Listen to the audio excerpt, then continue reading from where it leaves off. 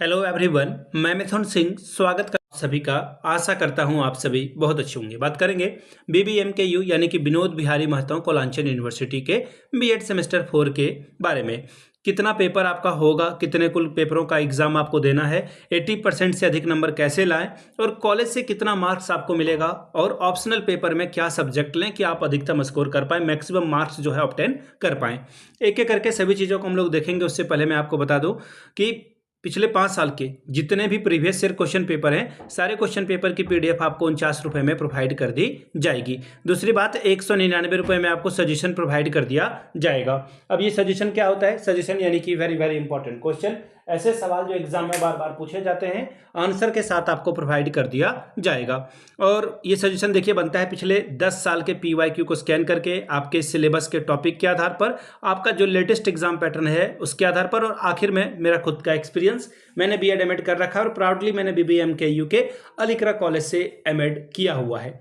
अगर आप भी इस सजेशन को लेना चाहते हैं तो यहाँ से मेरी ईमेल आईडी आप देख लें, yourmithunsingh@gmail.com पे आप मुझे मेल कर सकते हैं। इंस्टा पे अगर आप डू फॉलो मी @imithunsingh। बाकी आप मुझे व्हाट्सअप कर सकते हो 7979054474 पे। तो चलिए देखते हैं कि क्या क्या सवाल जो है एग्जाम में पूछा जाता है, कैसे कैसे सारी बातें होती है। एक एक करके हम लोग सभी चीज़ों को देखेंगे। सबसे पहले अमित कुमार जी का बहुत बहुत शुक्रिया कि उन्होंने अपना मार्कशीट भेजा है ताकि आप चीज़ों को समझ पाए। सबसे पहले यहाँ से आप देख लो, पेपर 10, 11, 12, 13, तो टोटल 4 एग्जाम जो है एक्सटर्नल के तौर पर होगा। सबसे पहले चारों ही पेपर 40-40 नंबर का एग्जाम होगा, यानी कि आपको एक्सटर्नल में 160 नंबर जो है यूनिवर्सिटी देगी।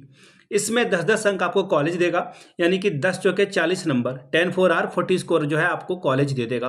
तो कुल जमा बात ये हो गया कि इन चारों पेपर में 200 नंबरों का आपका एग्जाम लिया जाएगा। ठीक है जी, पहली बात। अब दूसरी बात ये आती है कि सर कुछ और भी तो है यहाँ पर। हाँ है ना, ईपीसी 3 क्रिटिकल अंडरस्टैंडिंग में 50 नंबर जो है कॉलेज आपको देगा, जिसमें से 49 नंबर इनको मिला हुआ है। आगे देखिए, अंडरस्टैंडिंग द सेल्फ ईपीएस 4 है, इसमें भी 50 में से आपको जो है 50 नंबर कॉलेज वाला ही देगा। इसके अलावा pedagogy of school subject part 2, इसमें भी आपको 50 जो है कॉलेज वाला ही देगा। ठीक है जी। और ये यहाँ से आप देख पाओगे सेमेस्टर 4 में जो है 350 अंकों की आपकी जो है परीक्षा ली जाएगी। ठीक है। और ओवरऑल जो है आपका स्कोर वो बनेगा, यहाँ से आप देख पाओगे फर्स्ट, सेकंड, थर्ड, फोर्थ। एक मिनट, हाँ ये देख लो, टोटल 1400 नंबरों का एग्जाम होगा और आप कितना लाते हो तो आपके ऊपर डिपेंड करेगा। तो ये था आपका लेखा जोखा, मैंने आपको बताया। सबसे पहले यहाँ से आप ये समझ लो कि इनका पेपर है हेल्थ एंड फिजिकल एजुकेशन, और हेल्थ एंड फिजिकल एजुकेशन मेरे हिसाब से सबसे बेस्ट है। अगर ये आप ले लेते हो तो ठीक है। अगर आगे चलकर आपको एमएड भी करना है या फिर साइकोलॉजी को अच्छे से समझना है, पेडागोजिकल सब्जेक्ट को अच्छे से समझना है, तो गाइडेंस एंड काउंसलिंग ले सकते हो, लेकिन इसमें आपको एक्स्ट्रा पढ़ना पड़ेगा। हेल्थ एंड फिजिकल एजुकेशन थोड़े बहुत जानकारी से भी आपका काम चल जाएगा। सपोज कर लो जैसे कि सॉइल इरोजन क्या होता है, सॉइल पॉल्यूशन क्या है, नॉइज पॉल्यूशन क्या है, ये सब आपने क्लास 5, 6, 7 में पढ़ रखा है। बेसिक अंडरस्टैंडिंग आपकी वहाँ से बन ही गई होगी, तो आपका काम बन जाएगा। लेकिन ईबीएस में भी आपका काम बन जाएगा। हेल्थ एंड फिजिकल एजुकेशन में जो फर्स्ट एड है उसे दोगे, उससे क्या होगा, पानी से होने वाली बीमारियों के बारे में बताया, उसका रख रखाव कैसे होगा, कैसे बचोगे, इस तरह के सवाल यहाँ पर पूछे जाते हैं। लेकिन गाइडेंस एंड काउंसलिंग जो है सबसे टफ सब्जेक्ट आपका रहेगा, इसको ध्यान में रखिएगा।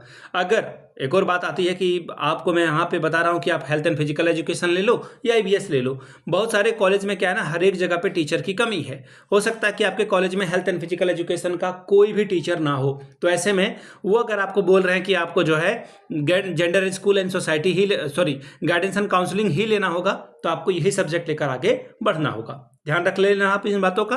अब यहाँ से देख लीजिए, आपका जो पहला पेपर है एग्जाम का वो है gender school and society, 40 number वाला। Knowledge and curriculum part 2, part 1 आपने जो है सेमेस्टर 2 में ही पढ़ लिया था। क्रिएटिंग एन इंक्लूसिव स्कूल, फिर है हेल्थ एंड फिजिकल एजुकेशन। तो 4 पेपर, 160 नंबर आपको यहाँ से एग्जाम में जितना आप स्कोर कर सकते हो मैक्सिमम। तो ये बात थी, इसमें आपको सब कुछ इक्वली जो है देना होगा, वैल्यू देना होगा। ये रहा 401 का पेपर, मैं आपको एक एक करके दिखा दे रहा हूँ ताकि आप चीज़ों को समझ पाओ। ठीक है, ये है 2025 का पेपर नए पैटर्न के आधार पर। ठीक है, यहाँ पे आपको देखिए ऑब्जेक्टिव क्वेश्चन भी दिख रहा होगा। क्यों भाई? क्योंकि ये आखिरी बार है जो कि एमसीक्यू आया हुआ है। अब एमसीक्यू भी आपको नहीं दिखेगा, ये ध्यान में रखिएगा। ये आखिरी बार एमसीक्यू आया हुआ था, अब नए वाले एग्जाम में एमसीक्यू नहीं दिखेगा। सेक्शन बी में 2 सवाल आपको जो है करने हैं, यहाँ से आप देख पाओगे। और सेक्शन 3 में आपको जो है 10 दूनी 20 नंबर मिलेगा। अब ये बदल जाएगा, ऑब्वियसली ये बदलेगा, तो ये ध्यान में रखना। ये रहा आपका 402, ये रहा आपका ईवीएस वाला पेपर, ठीक है, ये ईवीएस वाला पेपर है। और ये रहा आपका TC2 नॉलेज एंड करिकुलम वाला पेपर है ये, ठीक है। अब अगला जो पेपर है आपका, यहाँ से देखिए 403, ये आपका है क्रिएटिंग एन इंक्लूसिव स्कूल वाला पेपर, समावेशी स्कूल आप कैसे बनाओगे उसके बारे में ये सवाल था।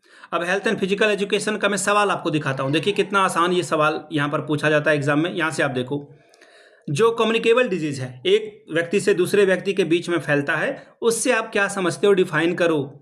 बैलेंस डाइट क्या होता है, देख लो आपको, 1 मिनट। हाँ, बैलेंस डाइट क्या है उसके बारे में बात करें। जो आपका फर्स्ट एड का प्राइमरी जो इंपॉर्टेंस है वो आप बताएं। तो इतने आसान वाले सवाल पूछे जाते हैं यहाँ पर, ठीक है। तो ये अच्छी बात है। अब देखिए मैं कुछ और पेपर आपको दिखाई दूँ ताकि हाँ, ये रहा जेंडर स्कूल एंड सोसाइटी का पेपर, ठीक है, ये भी आप देख लो ताकि आपको सारी बातें समझ में आ जाए कि क्या करना है, कैसे करना है। तो यहाँ से आप देख लो, अगर आप अच्छे से स्टडी नहीं करोगे गाइडेंस के बारे में, काउंसलिंग के बारे में, तो आप लिख नहीं पाओगे। केस स्टडी के बारे में आपको बताना है, गाइडेंस एंड काउंसलिंग के बीच का डिफरेंस आपको बताना था, और इसी तरह से बड़े वाले सवाल में जो है ये कैसे काम करता है, काउंसलिंग का जो कॉन्सेप्ट है वो क्या है, इस तरह के सवाल यहाँ पर पूछे जाएंगे। तो ये बात थी। तो मेरे हिसाब से मैंने आपको बातें बता दी कि क्या क्या चुनने से आप जो है अच्छा स्कोर कर पाओगे एग्जामिनेशन में। लेकिन ध्यान रखने वाली बात है कि जो कॉलेज आपको बोलेगा, कॉलेज के अकॉर्डिंग ही आपको सब्जेक्ट जो है ऑप्शनल वाला चूज करना होगा। तो ये बात हो गई। अब कॉलेज से नंबर कितना मिलेगा ये भी बता दो सर। तो देखिए कॉलेज वाला जो है नंबर आपको यहाँ से 50, 50, 50, 150, और उधर जो है आपका 10 के 40 नंबर, ठीक है। तो यहाँ 150, 190 नंबर आपको कॉलेज देगा सेमेस्टर 4 में। सेमेस्टर 4 में आपको ये इतना नंबर यहाँ से मिलेगा। तो काफ़ी अच्छा आपका जो है रिजल्ट हो जाएगा। सेमेस्टर 3 में भी जो है आपका जो प्रैक्टिकल वाला लेसन प्लान वाला जो है वो होगा। उन चीज़ों को ध्यान में आप रखेंगे। काम आपका अब जो है आसान हो गया है। सेमेस्टर 3 अगर आपने दे दिया है, सेमेस्टर 4 की जो परीक्षा है वो दिसंबर में होती है, हर एक साल से यही देखा जा रहा है। तो आप लोग तैयार रहें, सेमेस्टर 2 के साथ आपकी परीक्षा ली जाएगी। वीडियो को फिलहाल अगर आपने पूरा देख लिया, यहाँ तक देख लिया है, और मेरे दिए गए बातों से अगर आप सहमत हो तो नीचे कमेंट करके एक बार जय हिंद जरूर लिखिएगा। फिर से बता दो, पिछले 5 साल के जितने भी PYQs हैं वो आपको 49 में, और सजेशन आपको 199 रुपये में प्रोवाइड कर दिया जाएगा। यहाँ से मेरी ईमेल ID आप देख लें, yourmithunsingh@gmail.com पे आप मुझे मेल कर सकते हैं। इंस्टा पे अगर आप हो डू फॉलो मी @imithunsingh। बाकी आप मुझे व्हाट्सअप कर सकते हैं 7979054474 पे। वीडियो को आपने यहाँ तक देखा, प्यार दिया, इसके लिए आप सभी का बहुत बहुत शुक्रिया। Have a good day.